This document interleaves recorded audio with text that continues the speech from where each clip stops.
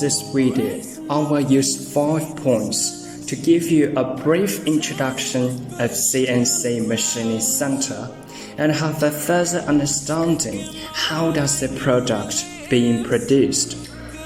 Firstly, the processing accuracy can reach 0.005 mm. Secondly, the maximal processing length is 500 plus 300 mm. Thirdly, the spindle speed is 20,000 revolutions per minute. Fourthly, this machine requires 12 cutting tools to operate.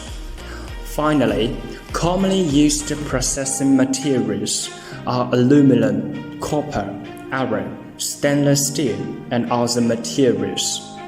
Features of this machine: it can be used to mill products with complex structures, and the processing accuracy of the product is usually high.